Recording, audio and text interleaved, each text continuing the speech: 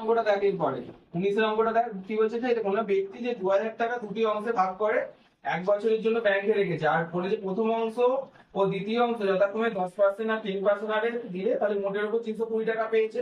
তাহলে প্রথম অংশ কত ছিল বা দ্বিতীয় অংশ কত ছিল? ভালো করে অঙ্কটা করবে, অঙ্কটা যদি ভালো করে বুঝতে পারিস তাহলে কনসেপ্টটা ঠিক থাকলে অঙ্কটা বাদ বাকি সব ঠিকঠাক হয়ে যাবে। 2000 টাকা দুটো অংশে রেখেছে, একটা 10% একটা 20%, আর মোটের উপর 320 টাকা পেয়েছে। এই দুভাবে করা যায়। একটা যদি বেসিক পদ্ধতিতে করিস তাহলে 2000 টাকা দুটো অংশে রেখেছে, মানে আমি যদি একটা অংশ এক্স ধরি, একটা অংশ এক্স ধরলে আর একটা অংশ কত? 2000 মাইনাস এক্স। এক্স অংশটা বলছে একটা অংশ রেখেছে 10% শুধু, একটা 20%। তার মানে এইটা 10% রাখলে এক্স ইনটু 10/100 করলে এটার একটা ইন্টারেস্ট পাবো।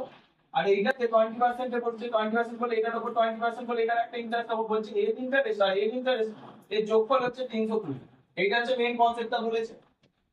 একটা এক্স এর 10% আর এটা 20%, এটা যোগফল এর ইন্টারেস্ট, আর এর ইন্টারেস্টের যোগফল আমার এইটা বলেছে। হ্যাঁ, কিন্তু এইভাবে করলে এক্স এর মানটা এইভাবে, এটা হচ্ছে বেসিক মেইন কনসেপ্ট। এইভাবে করলে কিন্তু এক্স এর মানটা বেরিয়ে যাবে, এক্স এর মান বেরিয়ে গেলে এতে কত রেখেছে এতে কত রেখেছে আমি পেয়ে যাবো। কিন্তু এইভাবে করতে অনেকটা বড় হয়ে যাবে। আমি যদি এটা ক্যালকুলেশন করি 10 দিয়ে 0টা কাটিয়ে 0টা কেটে এখানে এটাকে দিয়ে গুণ করে এটা লসাগু করে এর সঙ্গে গুণ করে এক্স এর মান একটা বেরোবে, কিন্তু অনেক বড় হয়ে যাবে। কিন্তু এই সেম অঙ্ক আমি যদি দেখতে পাই ইন্টারেস্ট লাগছে, সিম্পল ইন্টারেস্টের অঙ্ক, কিন্তু এই ইন্টারেস্টের অঙ্ক আমি যদি অ্যালিগেশন মেথড অ্যাপ্লাই করি এটা দেখ অনেক তাড়াতাড়ি হয়ে যাবে। অ্যালিগেশন মেথডটা কি বলেছিলাম যে এইখানে একটা ইন্টারেস্ট, এটা একটা ইন্টারেস্ট, এই ইন্টারেস্ট তাদের যে মিলিত যে কম্বাইন্ড ফিগারটা আছে এর কোয়ান্টিটি রেশিওতে আছে। মানে এই যে কত টাকা ইন্টারেস্ট রেখেছে এখানে কত টাকা বিনিয়োগ করছে দুটো বিনিয়োগের রেশিওতে আছে।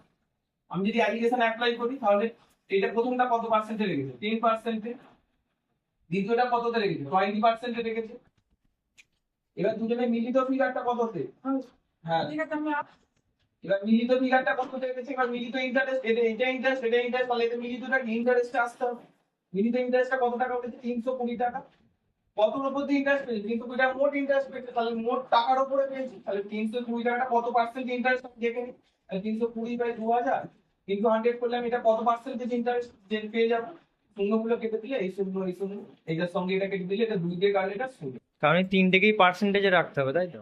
হ্যাঁ, তিনটেকেই আমার পার্সেন্টেজ রাখতে হবে, যে এটা একটা ইন্টারেস্ট এটা একটা পার্সেন্টেজ এটা একটা পার্সেন্টেজ। এবার এইখান থেকে যে কম্বাইন্ড ফিগারটা পাবো আমি, সেটা এদের দুজনের টাকার পরিমাণের রেশিও পাবো। এদের দুজনের অ্যালিগেশন, এদের ডিফারেন্স কত 16 আর 2 4, আর এদের ডিফারেন্স কত 10 আর 16 10, 10 আর 16 ডিফারেন্স হচ্ছে 6। তাহলে এটা এদের রেশিও কত টাকার পরিমাণের রেশিও 4:6। এদের এটা কত ছিল 2000, তাহলে এইটার এক্স এর কত টাকা জানতে দিচ্ছে 2000 টাকা কত সঙ্গে সমান, এখানে 4 আর 6 10 এর সঙ্গে সমান। তাহলে 4 দিয়ে গুণ করলে এইখানে আমি টাকার পরিমাণটা পাবো, আর এটাকে আমি যদি 6 দিয়ে গুণ করি আমি এইখানে টাকার পরিমাণটা পাবো। বুঝতে পারলি কি? দেখ যখন এই অঙ্কগুলো যখন এরকম দেবে অ্যালিগেশন অ্যাপ্লাই করলে অঙ্কগুলো তাড়াতাড়ি হবে। কারণ এইভাবে আমি যদি বেসিক পদ্ধতিতে সিম্পল ইন্টারেস্টের অঙ্ক যদি সিম্পল ইন্টারেস্টে করি তাহলে কিন্তু অনেকটা সময় লেগে যাবে। কিন্তু আমি যদি অ্যালিগেশন অ্যাপ্লাই করি তাহলে খুব তাড়াতাড়ি। এবার এইগুলো যত বেশি প্র্যাকটিস করবি তত কনসেপ্টটা দাঁড়াবে, আর ম্যাথে যার কনসেপ্ট যত বেশি ভালো থাকবে, যে অঙ্ক কোশ্চেনটা যত ভালো পড়তে পারবে, পড়ে যত ভালো কনসেপ্ট যার কাছে যত ক্লিয়ার থাকবে পরীক্ষা হলে সে তত তাড়াতাড়ি এগিয়ে যেতে পারবে। আর কনসেপ্ট ভালো না থাকলে এগুলো খুব মুশকিল হয়, যার জন্য বেশি করে প্র্যাকটিস করতে হবে। দেখ কোনটা যদি বুঝতে না পারিস